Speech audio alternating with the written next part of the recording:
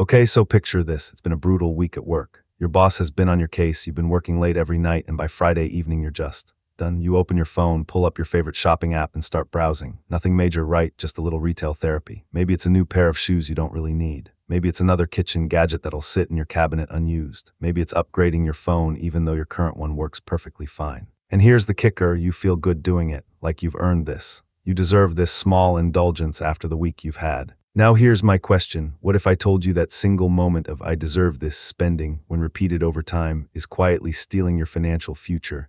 And I'm not talking about pocket change here. I'm talking about hundreds of thousands of dollars over your lifetime. My name is Elon Musk, and I spend way too much time thinking about why smart people make terrible financial decisions. If you're someone who knows you should be saving more, who understands compound interest in theory but can't seem to get ahead, who looks at your bank account every month and wonders where all the money went, make sure to hit that subscribe button and give this video a thumbs up if this helps you out. Look, I'm not here to tell you to stop buying coffee. I'm not going to give you some tired advice about eating ramen for 10 years. What I want to do is show you the actual mathematics of emotional spending, and more importantly, the psychology behind why we do it. Because once you understand both sides of this equation, everything changes. Here's the thing most personal finance content gets wrong. They focus on the symptom, the spending, without addressing the disease, which is the emotional trigger behind it. And here's what most people don't realize. Emotional spending isn't actually about the thing you're buying. It's about what you're trying to feel. According to a 2023 study by the American Psychological Association, 64% of Americans report that money is a significant source of stress in their lives. And when we're stressed, our brains do something fascinating and completely destructive. They seek immediate relief. Spending money, especially on things that give us a little dopamine hit, becomes a coping mechanism. It's self-medication, but instead of alcohol or drugs, the substance is stuff. Now you might be thinking, come on, we're not talking about major purchases here. It's just small stuff.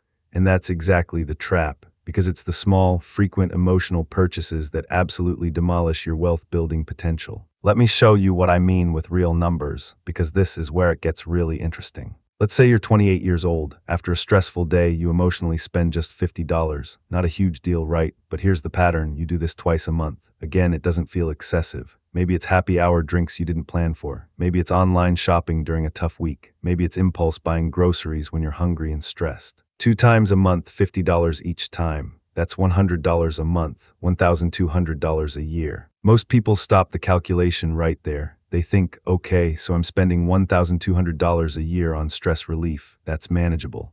But that's not how money actually works in the real world. What if, and stay with me here, what if instead of spending that $100 a month, you invested it? Let's use historical stock market returns. The S&P 500 has averaged about 10% annual returns over the long term. To be conservative, let's say you get 8% annually after accounting for fees and inflation. If you invest $100 a month for 37 years, taking you from age 28 to 65, at an 8% return, you know what you'd have. $229,396. Wait, let me say that again. Your $50 stress purchases twice a month, those little moments of "I deserve this," they're not costing you $1,200 a year. Over your working lifetime, they're costing you nearly $250,000. And here's where most people's brains short-circuit. Because $50 doesn't feel like $229,000. That's the psychological disconnect that keeps people trapped. But it gets worse, and I know that sounds dramatic, but I need you to understand the full picture. Because emotional spending doesn't usually stop at $100 a month. According to research from The Average American makes 3 impulse purchases per week, spending about $155.03 per month on unplanned purchases. That's $1,860 per year. If we run that same calculation, $155 a month, invested at 8% for 37 years, you're looking at $355,563. Over $250,000. That's a fully paid off house in many parts of America. That's your kids' college education covered. That's retiring 5 years early. That's financial security. Look, I can see some of you already getting defensive, but Elon, you can't just never spend money on things that make you happy. That's not living. And you're absolutely right, this isn't about deprivation, this is about awareness. Here's what's actually happening in your brain during emotional spending. When you're stressed, anxious, bored, or sad, your prefrontal cortex, the part of your brain responsible for long-term planning and rational decision-making, essentially goes offline. Meanwhile, your limbic system, the emotional center of your brain, takes over. In that moment, your brain is running a cost-benefit analysis, but it's completely skewed. The benefit, the immediate emotional relief, feels massive. The cost, the dollars leaving your account, feels minimal. This is what behavioral economists call present bias. We dramatically overweight immediate gratification and underweight future consequences. And here's where it gets really insidious. We're really good at justifying emotional purchases after the fact. We tell ourselves stories. I work hard, I deserve this. It was on sale, I'm actually saving money. I'll use this all the time. Narrator, they will not use this all the time. Life is short, you can't take it with you. I'll start saving next month. Every single one of these is a rationalization that protects us from the cognitive dissonance of knowing we should save, but wanting to spend. And our brains are so good at this that we often don't even recognize we're doing it. Now, this is where it gets really interesting, because emotional spending isn't just about individual purchases. It's about identity. Think about it when you're stressed and you decide to go shopping, you're not just buying a product. You're reinforcing a neural pathway in your brain that says, when I feel bad, spending money makes me feel better. You're literally training yourself to associate spending with emotional relief. And this becomes part of your identity. You become someone who treats themselves, or someone who enjoys the finer things, or someone who doesn't stress about money. These identities feel positive, even aspirational, but financially, they're devastating. Because here's the truth, wealthy people, people with actual financial security, they have a completely different relationship with money. A 2019 study published in the Journal of Consumer Research found that wealthy individuals are significantly less likely to make impulse purchases, not because they can't afford to, but because their identity isn't tied to spending. When a wealthy person is stressed, they've built different coping mechanisms. Maybe they exercise, maybe they meditate, maybe they call a friend, but they don't automatically reach for their credit card because that neural pathway hasn't been reinforced thousands of times. Let's zoom out for a second because I want you to see the bigger picture here. That $355,563 we calculated earlier, that's not just money, that's options, that's freedom. That's the ability to leave a job you hate. That's the ability to take a year off and retrain for a different career. That's the ability to say no to things that don't serve you. The Bureau of Labor Statistics reports that the average American works about 90,000 hours over their lifetime. Think about what percentage of those hours are spent at jobs people don't love, at companies that don't value them, doing work that doesn't fulfill them, simply because they have to, because they've spent themselves into a corner where they can't afford to make a change. This is the real cost of emotional spending. It's not just the money, it's the life you could have lived. Now you might be thinking, okay, Elon, I get it. Emotional spending is bad, but how do I actually stop? It's not like I can just turn off my emotions. And you're right, you can't, and you shouldn't try to. Here's what actually works, and I'm going to give you specific, actionable steps. Step 1, track without judgment. For the next 30 days, I want you to do something simple. Every time you make an unplanned purchase, anything that wasn't on a list or in your budget, write it down.